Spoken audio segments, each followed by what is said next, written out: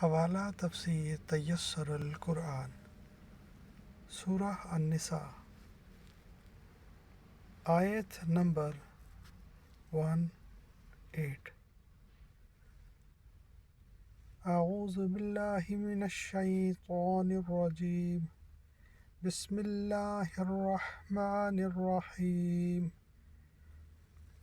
وَلَيْسَتِ التَّوْبَةُ لِلَّذِينَ يَعْمَلُونَ السَّيِّئَاتِ حَتَّى إِذَا حَضَرَ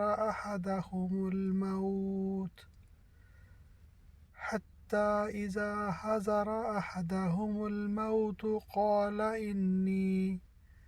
قَالَ إِنِّي تُبْتُ الْآنَ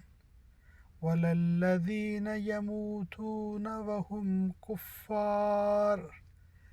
أُولَئِكَ أَعْتَدْنَا لَهُمْ عَذَابًا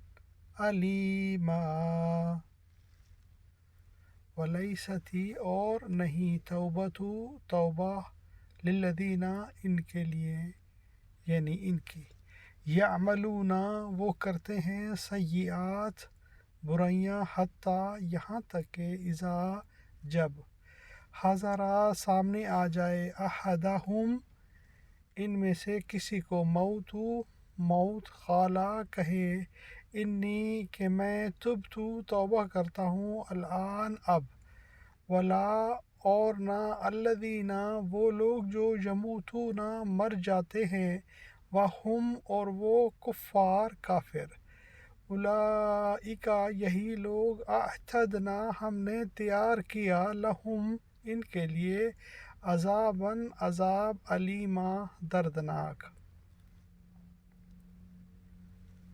توبہ ان لوگوں کے لیے نہیں ہے جو برے کام کرتے رہتے ہیں حتیٰ کہ ان میں سے کسی کی موت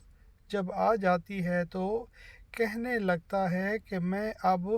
توبہ کرتا ہوں اور نہ ہی ان لوگوں کے لیے ہے جو کفر کی حالت میں ہی مر جاتے ہیں ایسے لوگوں کے لیے ہم نے دردناک عذاب تیار کر رکھا ہے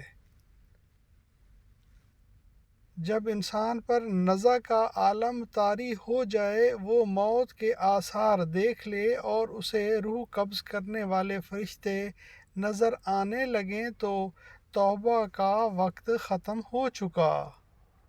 کیونکہ اب وہ دارالامتحان سے نکل کر دارالآخرت کی سرحد پر کھڑا ہے اور توبہ ایک عمل ہے جس کا وقت گزر چکا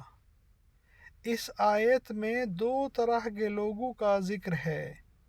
ایک وہ جو تھے تو مسلمان مگر ساری عمر گناہ کرتے رہے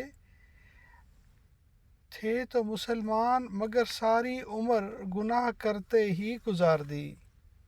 اور دوسرے وہ جو کافر تھے پھر اسی کفر کی حالت میں مر گئے دونوں طرح کے لوگوں کے لیے دردناک عذاب ہوگا صدق اللہ العظیم اللہم صلی علی محمد وعلی آل محمد کما صلیت علی ابراہیم وعلی آل ابراہیم انکا حمید مجید اللہم بارک علی محمد وعلی آل محمد کما بارکت علی ابراہیم وعلی آل ابراہیم انکا حمید مجید